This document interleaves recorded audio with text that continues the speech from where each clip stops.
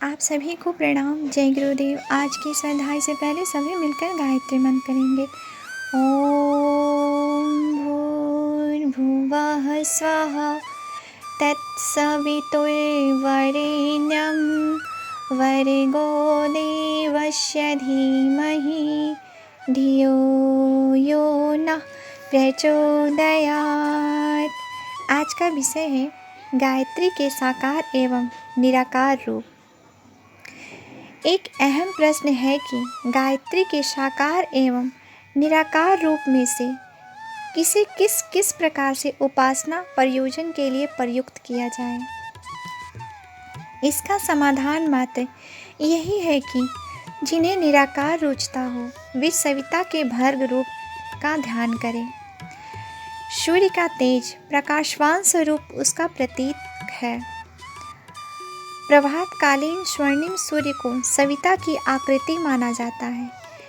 यह मात्र आग का गोला नहीं है, वरन आध्यात्म की भाषा में ब्रह्म भर्ग से युक्त एवं सचेतन है।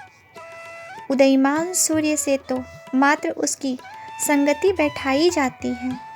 इसके लिए सूर्य के स्थान पर दीपक को, धूप बत्ती को अथवा गायत्री मंत्र जिसकी किरणों के साथ जुड़ा हो, ऐसे सूर्य चित्र को भी प्रयुक्त कर ध्यान नियोजित किया जा सकता है।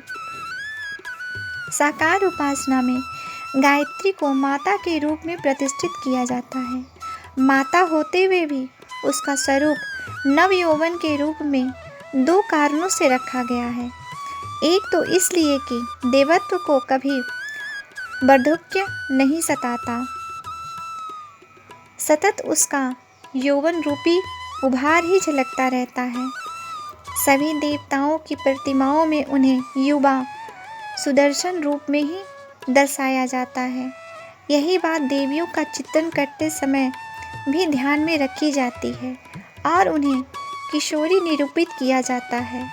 दूसरा कारण यह है कि युवती के प्रति भी विकार भाव उत्पन्न न होने देना। मातृत्व की परिकल्पना करते चलने के लिए उठती आयु को इस अभ्यास के लिए सर्वोयुक्त माना गया है। कमलासन पर विराजमान होने का अर्थ है कोमल, सुगंधित, उत्पुलक कमल पुष्प जैसे विशाल परिसर में उसका निवास होने की संगति बैठाना। यही है विभिन्न रूपों में उसकी उपासना का तात्विक दर्शन। स्त्रियों को गायत्री का अधिकार है या नहीं, यह आशंका सभी उठाते देखे जाते हैं।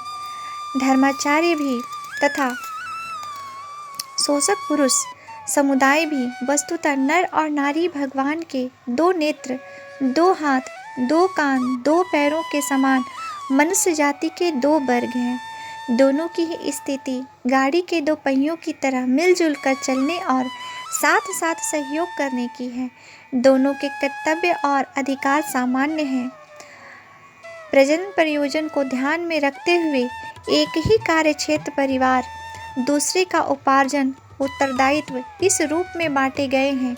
इस पर भी वह कोई विभाजन रेखा नहीं है। सामाजिक, आर्थिक, साहित्यिक, राजनीतिक आदि में किसी भी वर्ग पर कोई प्रतिबंध नहीं है।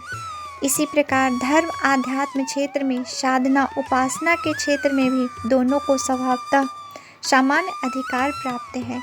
नर और नारी को, स्वर्ण और अस्वर्ण को ऊंचा नीचा मानना, एक को अधिकारी दूसरे को अनधिकारी ठहराने का प्रचलन मध्यकालीन अंधकार युग की देन है। आज के लिए यहीं तक।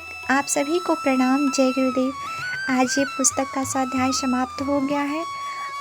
अगले कुछ दिनों के बाद हम नई पुस्तक का स्वाध्याय शुरू करेंगे। आप सभी को प्रणाम।